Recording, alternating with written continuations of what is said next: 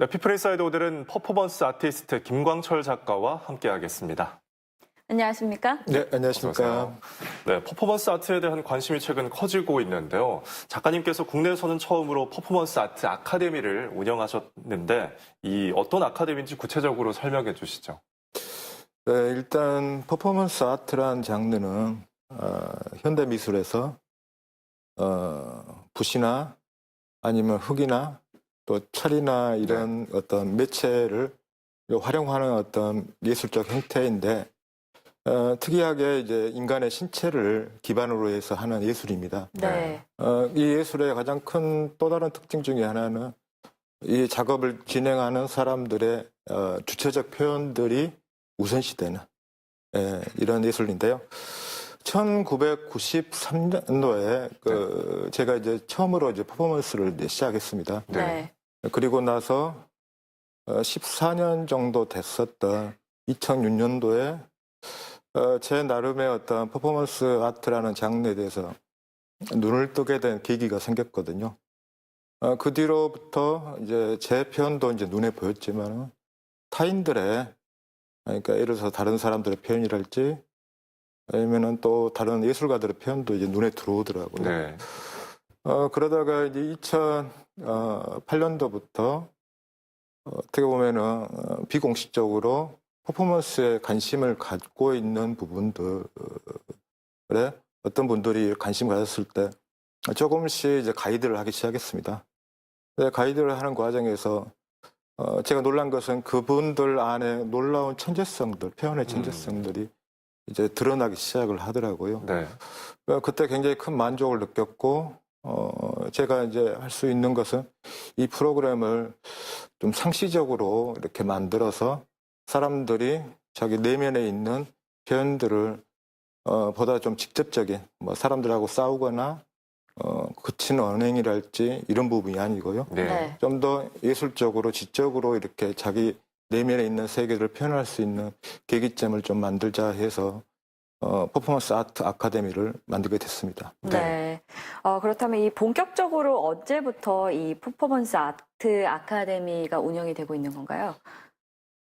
첫 번째 이제 2012년도에 네.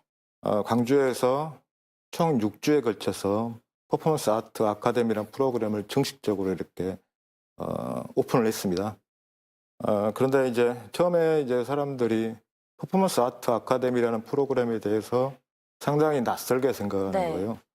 왜냐하면 국내에서도 없던 프로그램이고 또 거의 제가 알기로는 국외에서도 전 세계적으로 이런 프로그램은 거의 없다고 보면 됩니다. 왜냐하면 이 프로그램 자체는 제가 그동안 26년 정도를 퍼포먼스를 하면서 깨닫고 시행착오를 겪으면서 만들었던 프로그램이기 때문에 어떤 기존의 어떤 프로그램을 참조해서 만든 것이 아니거든요. 네. 그러다 보니까 많은 분들이 과연 이 프로그램이 과연 어떤 그 작용을 하고 어떤 것인가에 대해서 굉장히 좀 한편으로는 호기심 같기도 하지만 한편으로는 또 부정적인 부분도 있었습니다. 그런데 이제 2012년도에 광주에서 6주에 걸쳐서 프로그램을 했는데 굉장히 큰 성공적인 반응을 얻었습니다.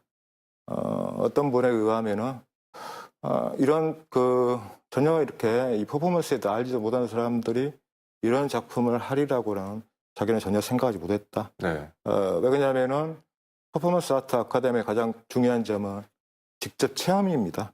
그래서 저 같은 경우에는 선생님이나 뭐 어떻게 보면 교수님 뭐 이런 방식의 언어보다는 가이드라고 표현을 하고 있습니다. 네. 그래서 저는 그분들 안에 있는 내면적인 표현들을 밖으로 끄집어낼 수 있는 그런 역할을 하는 프로그램입니다. 네. 그렇다면 그 퍼포먼스 아트 아카데미에 등록하신 분들은 보통 어떤 분들이 수강을 하시는지 궁금한데요.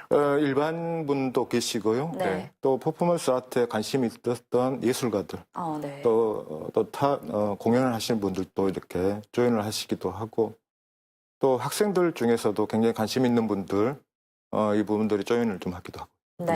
예. 그리고 해외에서도 퍼포먼스 아트 아카데미를 진행했다고 들었는데요. 네. 2013년도 겨울에 네. 방글라데시 다카에서 국제 레지던시가 있었습니다. 네. 네. 한 달 동안 머물면서 이제 제가 이렇게 퍼포먼스 아트 아카데미를 프로그램을 한 달 정도 진행을 하고 싶다라고 큐레이터 분에게 이렇게 이야기를 했는데 큐레이터 분이 역시 듣도 보지 못한 어떤 아카데미라는 이 부분에 대해서 굉장히 난감을 표시하더라고요. 과연 누가 이 예시가 없는 프로그램에 대해서 조인을 하겠느냐. 그래서 제가 이제 할 수 있는 방법은 레지던시 발표전 때 발표를 하고 나서 이야기를 했습니다. 작품을 발표하고 나서 오늘 선착순으로 5분만 받겠다. 관객 중에서 관심 있는 사람 선착순으로 하니까 5분 만에 5분이 이제 조인을 하셨습니다. 예, 그리고 나서 방글라데시 프로그램 끝나고 나서도 방글라데시에서 퍼포먼스가 큰 반향을 일으켜서 지금은 이제 너무 많은 젊은 작가들이 그 아카데미 분들이 이렇게 계속 작업을 해서 붐이 일어난 것 같습니다. 네. 네. 왜 이렇게 퍼포먼스 아트에 대한 관심이 늘어났다고 보십니까? 첫 번째는 제가 봤을 때 크게 봤을 때 소비하고 생산으로 이제 구분을 하자면요. 네. 많은 문화적인 콘텐츠들이 있습니다.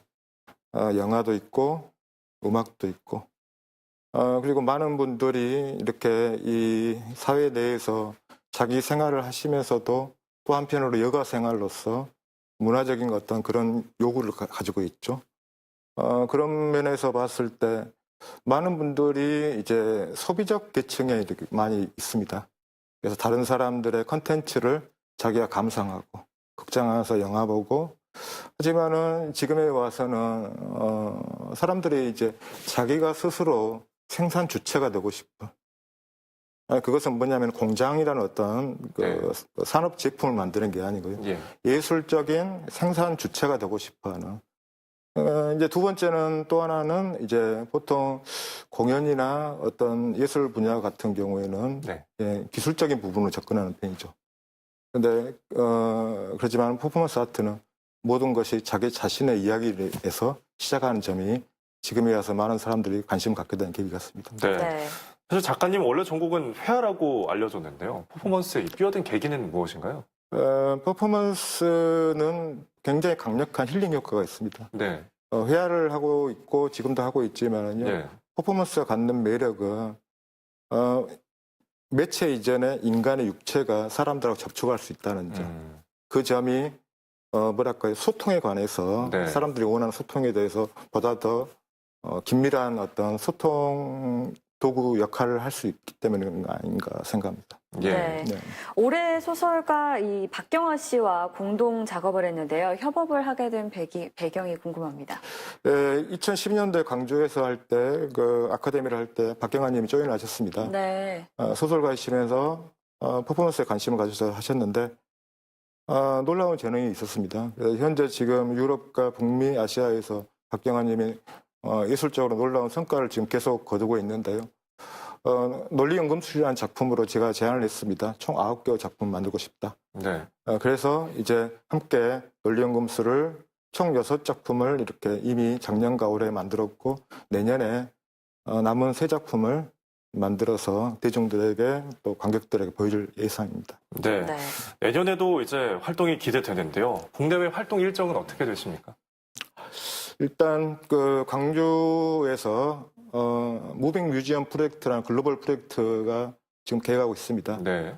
그 전초전으로서 광주에서 에디션 1과 에디션 2를 해서 전 세계 그 유명한 그 뛰어난 예술가와 큐레이터 15분을 모시고 토론과 국제적인 어떤 글로벌 프로젝트에 대해서 같이 논의하는 프로그램을 할 것이고요.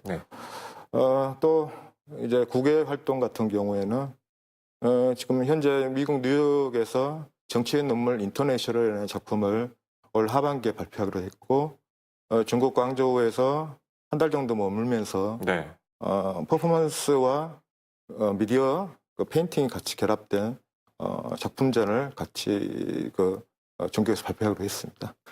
알겠습니다. 내년에도 많은 퍼포먼스 아트 많이 보여주시길 바라겠습니다. 오늘은 여기까지 하겠습니다. 지금까지 김광철 퍼포먼스 아티스트였습니다. 오늘 말씀 감사합니다. 네, 감사합니다. 네.